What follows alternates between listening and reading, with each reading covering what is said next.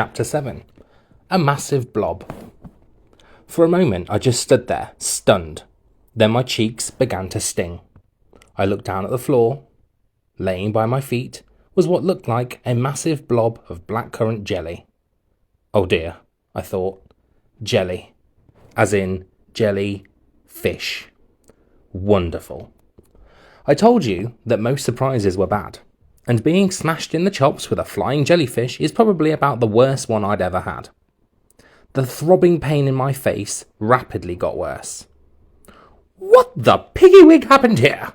said Mrs. McDonald, ending her phone call and striding towards me. Gamble ran over too. His clipboard was soaking wet, like he'd just, used it to fling a poisonous sea creature at my head, perhaps.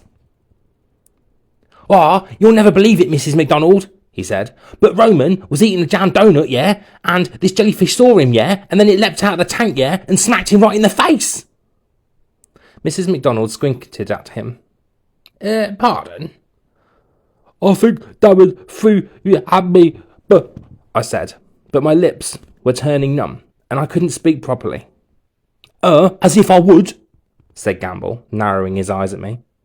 "If you hadn't tried to eat that jam donut, this would never have happened." "Mrs. Clegg," said Mrs. McDonald, "did Darren do this?" "I didn't see anything," said Mrs. McClegg, looking up from her mobile. "Excellent." "Innocent till proven guilty," said Gamble. "That's what my uncle always says." "So," said Mrs. McDonald, "I'm supposed to believe that this jellyfish just hurtled itself out of the water and attacked Raymond." "It's true, yes," said Rosie Taylor, looking smug as she picked up my now soggy half-eaten half donut from the floor. "Look what I found. Hashtag caught red-handed." Mrs. McDonald raised an eyebrow at me. "Oh, so it was all your fault, Raymond?" "No, miss," I moaned. "Afternoon." My girlfriend would explain everything. She'd tell Mrs. McDonald that Gamble threw the jellyfish. Maybe she'd even pretend I had nothing to do with the donut. Mrs. McDonald turned to her. "Jane, don't tell me that you're involved in this too. I am surprised." Jane's cheeks looked ready to burst and her mouth was clamped shut. She chewed rapidly, shaking her head. Then she swallowed hard before saying, "No, I wasn't, Mrs. McDonald. I tried to make him stop eating, but it was too late." She burst into tears. "Thanks, girlfriend." By now, my face felt like it was being slowly inflated with burning hot air. Gamble carried the jellyfish on his clipboard back to its tank and tipped it in.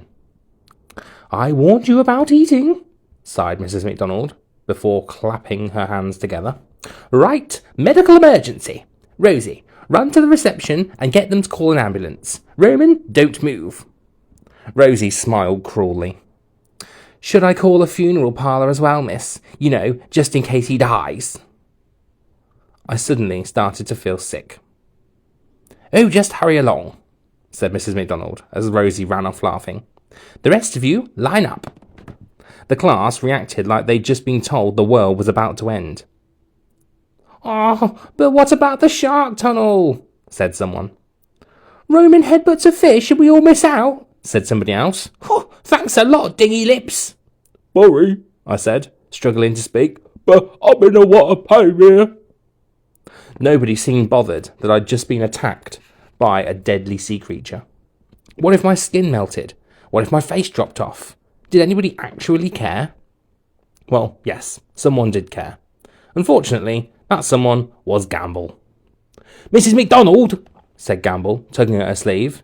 "Mrs. McDonald! Mrs. McDonald!" "Oh, what now?" "We, miss." We? I didn't like the sound of this.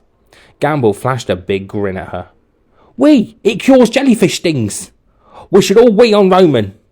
Come on, everyone, let's wee on Roman, yeah?" A few people actually nodded as though this was a good idea. "I have heard that," said Mrs. Clegg.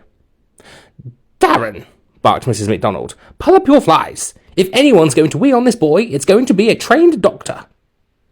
I didn't see how this was much better. Suddenly, Gamble's face lit up, and he ducked out of the room. Come back, or whatever, said Miss Clegg half-heartedly. A few moments later, Gamble returned with something in his hands. This really wasn't good. I shook my head violently, and tried to beg him not to do it, but all that came out was, I couldn't speak with my lips so swollen. Now, Darren, said Mrs. MacDonald, put that down. Gamble was holding a potty full of yellow liquid. Hey, give that back, cried the mum in the corridor, storming into the room. Behind her, I could hear her little girl crying. Predictably, Gamble didn't listen. It's for your own good, he said, hurling the contents of the potty right towards me. Fortunately, I ducked out of the way just in time. Unfortunately, Jane was still standing right behind me.